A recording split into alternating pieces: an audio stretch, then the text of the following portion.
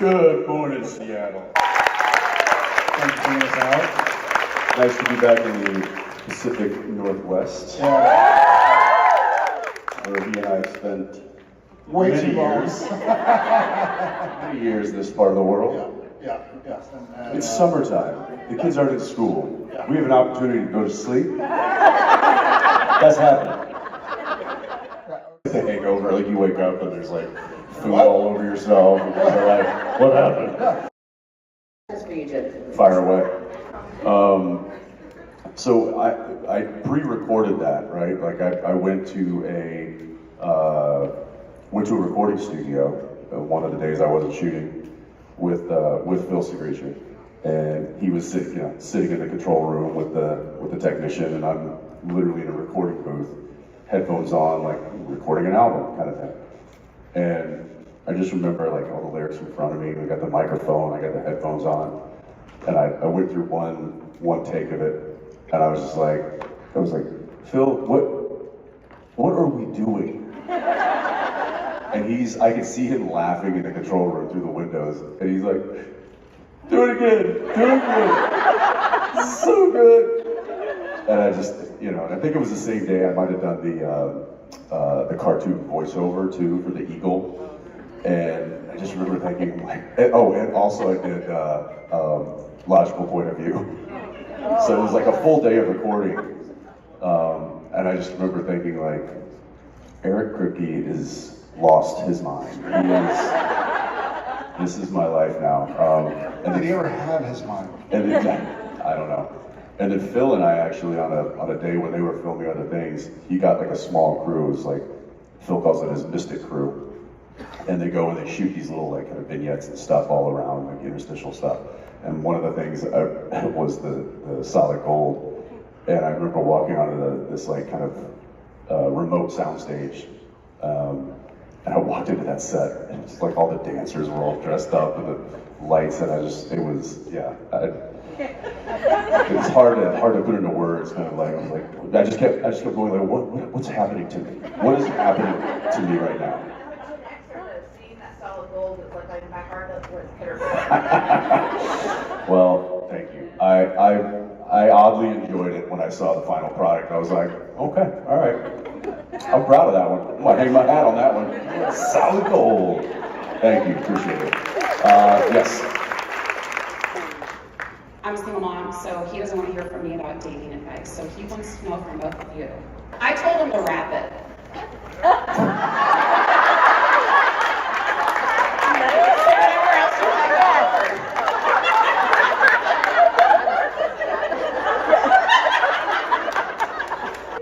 You said you're a single mom, right? Yeah. Are you dating? No. Okay. Tell him this. To treat any girl he wants to date like he would want a man to treat you.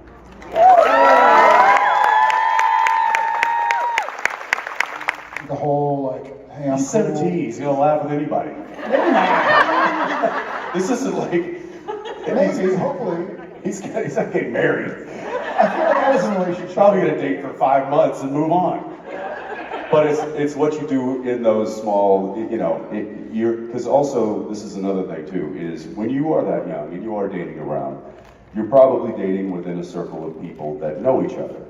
And the reputation you build with one partner will for sure get told to the next partner. So Make them sign an NDA. Yes. Non-disclosure agreement. You can never talk to anybody else about what happened here. So treat them with respect, all of that kind of stuff. But let them know, like the way you treat this one person, the next person's probably gonna know how you did that. So each dating opportunity is an opportunity to build your character. Yeah. All right, let's go. Yeah. Hey. When you take on your roles, do you consider the physicality and intimacy of the role with the fact that you're married? Is that something you take into account? Good question. I haven't really been I haven't really had a role or a storyline or something that is really challenged that. Soldier Boy! Yeah, I mean, I will say this. My wife gave me really good advice for the couple of scenes with Soldier Boy, and some, not all of them made it the final cut, but there were more. But I was nervous about it, and I was talking to her about it. And I was like, oh man, this is, I don't know what this is going to be like. This is, and she said this to me. She said, as nervous as you might be for this scene that you have to do today, imagine how much more nervous the person is that you're doing it with. This is a person that has just been hired on to do this one thing. You're going to keep doing scenes. I'm going to keep doing scenes and keep working and be on the show. So that really helped me kind of put things in perspective. And then I then was able to kind of treat the situation much differently. That being said, I haven't been in like a big kind of like love relationship on screen in probably since Eric Brady.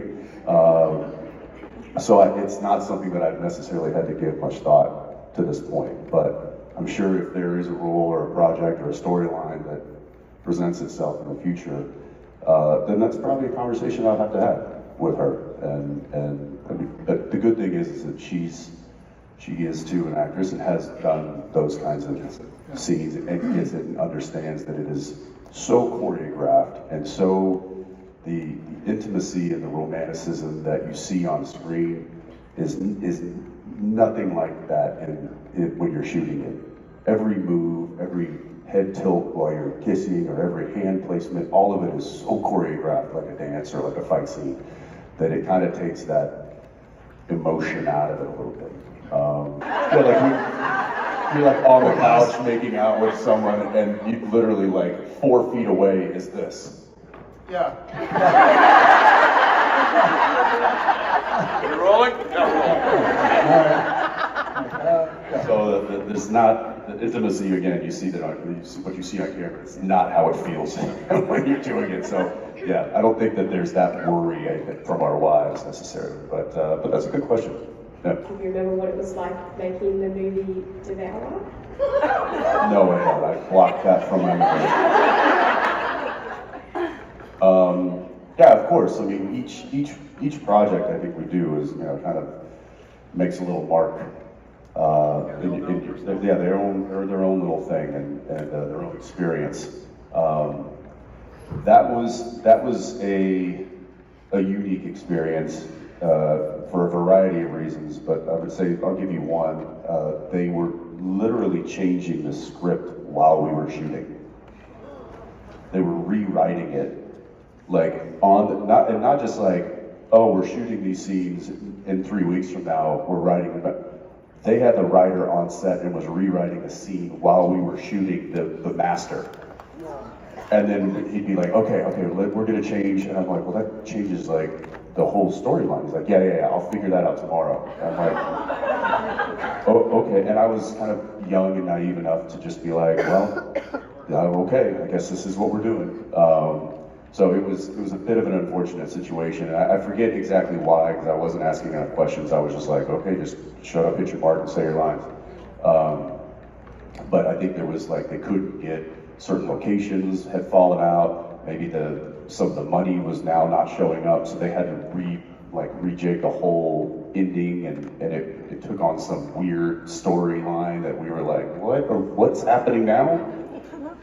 So yeah, that was a bit of an unfortunate kind of thing, but the experience itself in doing it, like I had a lot of fun. Everybody I worked with was enjoyable, and we shot in Vancouver, which I obviously am very comfortable with. So yeah, I remember it, but it was the kind of an unfortunate set of circumstances that existed while we were shooting it. So Is that right before Supernatural started? it was, yeah. All right, yeah, far back. No, nobody else behind you. You were the last one. Yeah, yes. Season 1 with Max. So does Sam kill Max or to save Dean, or does Max kill himself? So What does your son think that he did it? yes. He thinks that. No, I think he's right. I think he felt there was a guilt that he couldn't save him. So why would he feel guilty if he was the one that did it? All right here, Vancouver, right?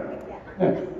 That's a delicate balance too. Like that's something that doesn't get talked about enough. Like when a character gets hired, or a character gets written, and then they cast it. You know, the agents are always trying to push for commitment from the studio. Like, okay, we know you're not hiring on a series regular that would be in every episode, all shows produced, as it's, you know, the terminology. So they try to go, okay, well then give us a guarantee of, you know, 13 episodes, 7 episodes. Give us 5 of 10, 5 of 13. And the studio is always trying to walk that fine line of not overcommitting, because they don't know, they can't mandate the writer to write this character in, because they have to allow the writer to be creative and do their job.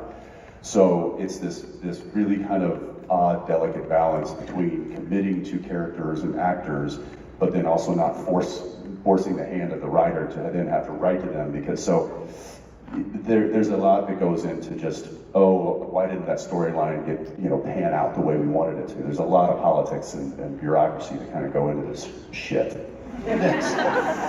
Agreed. Is it me now? That's me. Okay. Yes, who was pointing at you? Yeah, I see. She was so excited yesterday. I love your energy. Hello. Hey. I'm Emma. Hi, Emma. Hi, Emma. Being buried alive, is that what you said? Yeah. Yeah, like in season 4 where you come back. Yeah, that's for sure. Oh, I mean, what's it like emotionally, or what's it like physically? Physically. Physically, great.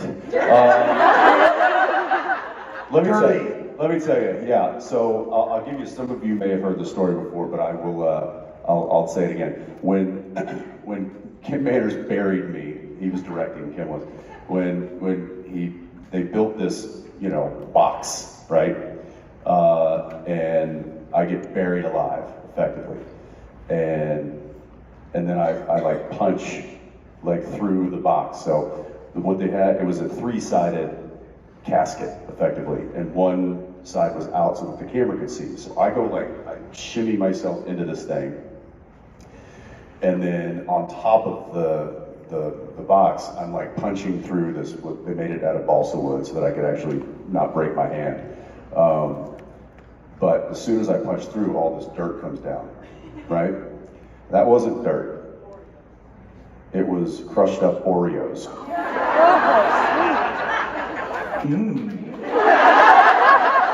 Here's what wasn't about it.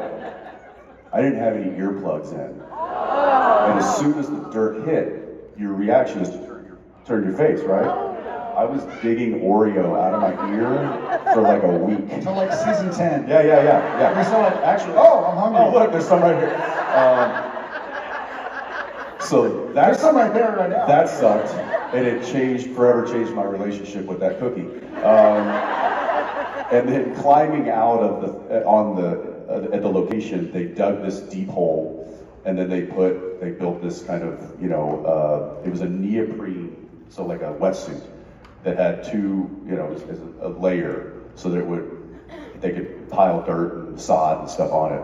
And then underneath the neoprene was this wooden box that they had built inside the ground. And unfortunately, it was like 85 degrees that day. And they forgot to cut holes so that I could breathe. So I climb into this thing, shut the thing, they layer all the dirt on it, and then I just start to melt. Like it's like a hot box in there. And then I can barely hear it, like, action.